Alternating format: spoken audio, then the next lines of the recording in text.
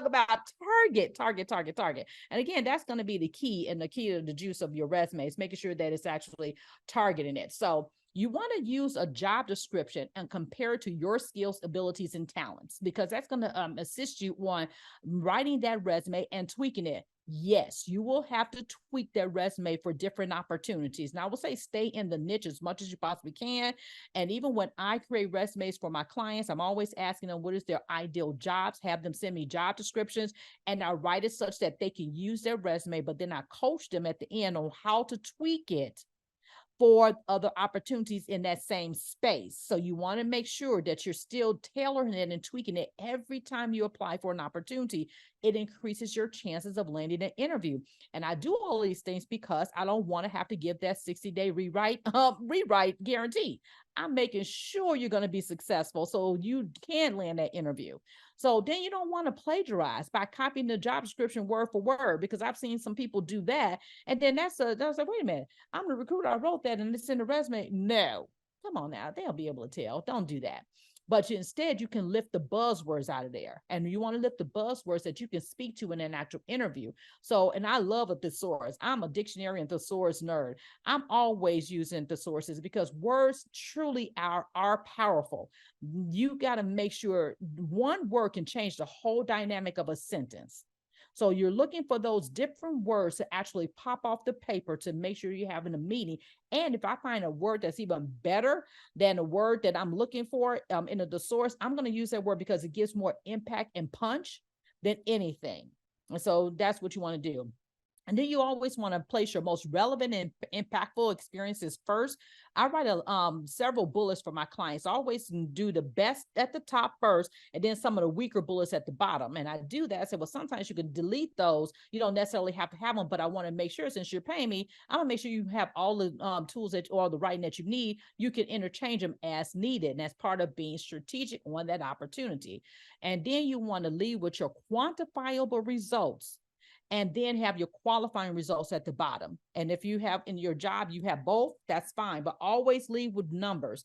People like to see numbers. So give them that because they can understand you got a result from your labor and that you're not a worker bee. And then do your qualifying results. So here's some additional tips. So number one, we always talk about how many pages should a resume be. People will go to YouTube, and I have a great YouTube channel, but still, you're not going to learn everything on YouTube. So it's like, it all depends. And what I most times is actually two.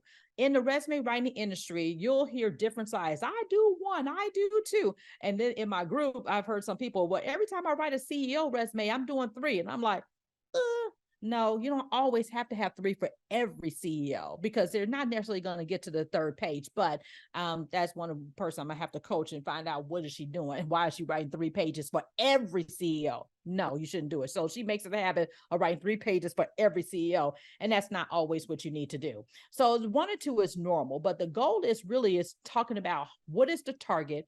What are you trying to accomplish? What is the end goal? So if you start with the end goal, you walk backwards on what you need to include in that actual resume to get to that actual target. So most times I'm writing a 2-page resume, but I've also had a CEO that when he graduated from college, he opened up his own financial firm and worked for himself for over 30 years. Guess what? He had a 1-page resume, because he's only worked for himself. So he was like, okay, I'm retiring. I'm just going to be a consultant now. He sold his business. He wanted to be a consultant. I only highlighted the stuff that he talked about as far as consulting down through the years, and was 1 page, and that's all he needed. So it depends on the person. It's so targeted and tailored and so individualized. People don't really realize how important that document is to them. It's almost just as important as maybe your driver's license, maybe even your birth certificate. I don't know, but it's a very important document. And so you should make sure that you're really putting in the time for it. So it all depends. And of course, yeah, definitely don't put jobs from 30 years ago. Now, as happy and as proud as I am as being the best cashier of the year for McDonald's at age 16, and I even won a trophy, I am not going to put that on my resume. because that has no relevance to what I did at all. So jobs from 30 years ago that have no relevance, no. Now, it's also a strategy. If it's something that you did way back when, and I'm going to show you one of my examples that I need to bring forward to showcase that, then that's another strategy. But for the most part, just for length and say, I want people to see I've always worked ever since I graduated from college.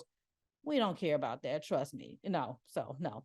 Okay. Resume formats. There are several resume formats. You got the chronological, you got the traditional, which is also the traditional. You got your functional, you got your combination, which is chrono-functional, targeted, of course, non-traditional, which is mini and web type of resumes as well. So we'll talk about those. Now, here's a chronological traditional resume. And this is, again, an insurance person. And this is one of the things I wanted to do because he wanted to get into a leadership type of position at another firm. He was leaving Allstate as his own independent agency. And he said, yo, Nick, I want to be able to go ahead and get to a bigger company where he's now doing high net worth people. So he left Allstate and now he's doing high net. I mean, these are millions and millions. He goes and meet people on their boats.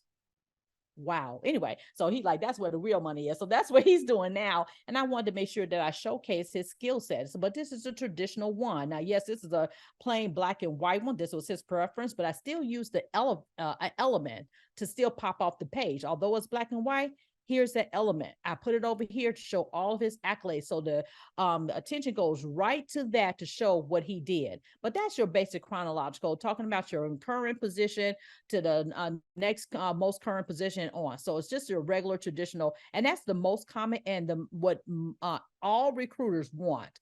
And I'll tell you why for the other ones. They rather you have this type of resume because it goes through the system better, the applicant tracking system better to capture those keywords and scores you. Now, the other resumes don't necessarily do that, and I'll explain why.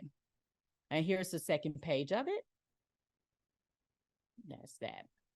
Okay, so now here's a chrono-functional.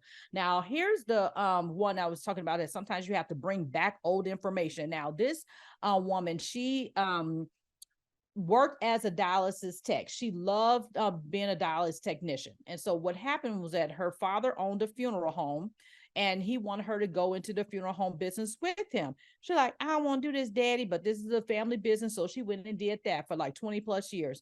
Now, Daddy passed away. And she said, okay, I'm out. I don't want to do this anymore. So she sold the funeral home and she now wanted to get back into her dialysis. So the trick was, or the technique or strategy was, we had to bring up all her unfortunate old experience. And I told her, we can bring it up, but you're going to have to be prepared because things have changed in over 20 years that, you know, there's more technology, more advanced things. So you're probably going to have to take an entry level. She's like, that's fine because I sold my daddy's funeral home. So I got money. So I'm good with that. So she said, I don't mind taking it, but I just enjoy being that kind of technician. So I was able to bring that information up first and then use, oh, by the way, I'm a licensed funeral director, basically owner of my dad's funeral home. And so therefore, that's what we did, brought that information up. And that's chrono-functional because now it's about bringing it forward. And she already has some connections at a hospital that she used to work for that she was able to actually give her resume to. So she didn't necessarily have to go through the system. So she was able to reconnect those, make those connections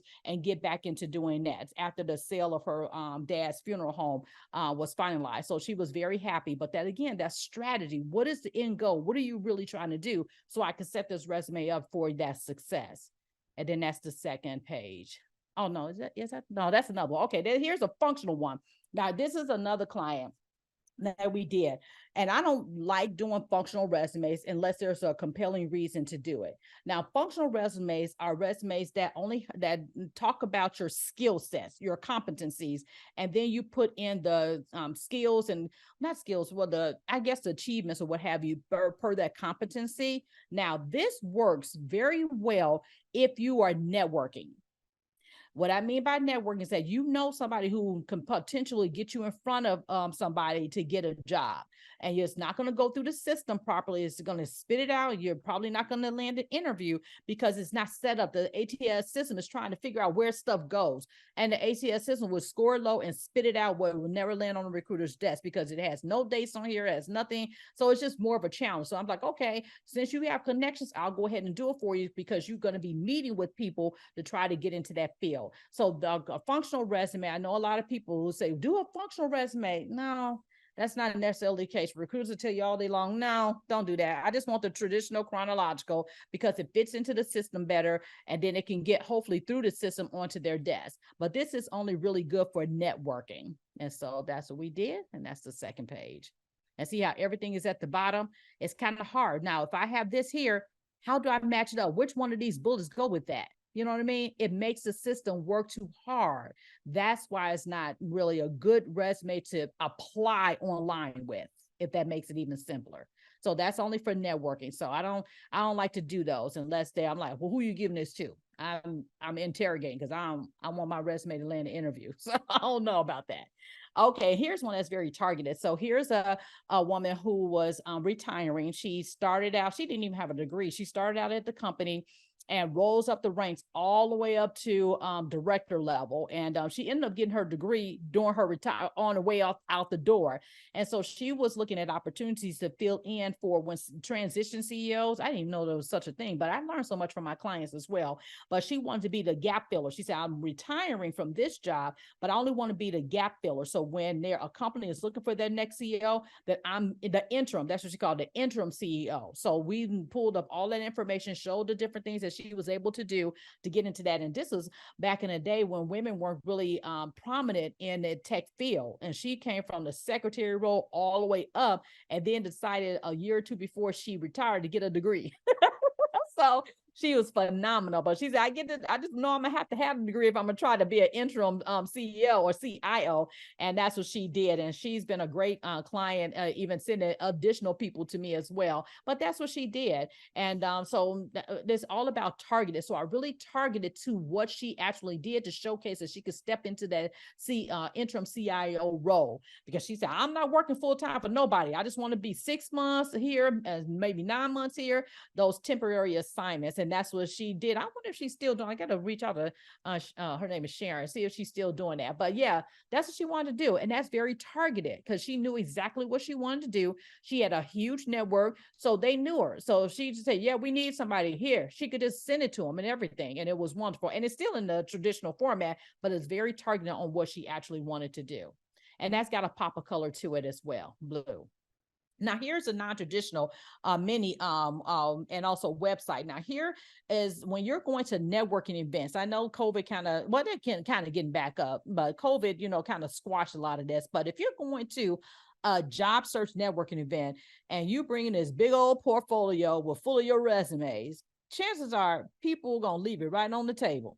So I would rather you not do that, but instead create a mini, like 5x7 card. I mean, some people try to do a real tiny, but really a 4x6, 5x7 card that you can put in your coat pocket or in your pocketbook. And you can take there, and then it's easy for somebody to hand it. So when you're networking and you got your little drink in your hand, your little hors d'oeuvre and stuff like that. But if you pull out a 2-page resume, say, here's my resume, where are they going to put it? Where are they going to put it? But if you give them a little card, first of all, you're going to stand out, right? Say, oh, this is neat. I've never heard about that. So my clients love that. So when they do that, then they can easily put it in and they remember you. Then guess what? Then they'll ask you for your full resume. So you can have what I call a mini resume, just kind of a snapshot of what you do. And then one of my clients, she is a graphic designer. So we added an element to hers to show this thing where we made a live link on her resume where they can actually see it. So I'm not going to just tell you how good I am. I got to visually, because I am a graphic artist, right? So I got to show you some of my work. So it has to go beyond. And that separated her from everybody else. And so they click on that, they can see her work in live and in action. And I do that also for people who have published papers, who have done interviews or something like that. As long as it's in a relevancy, I put that hyperlink on there, even on the PDF, because a lot of people don't know how to do that. Even on the PDF, I make that link live where they can click it and see it in real time, separating my clients from the rest of the people, being strategic. So those are some different ways I'm doing it as well.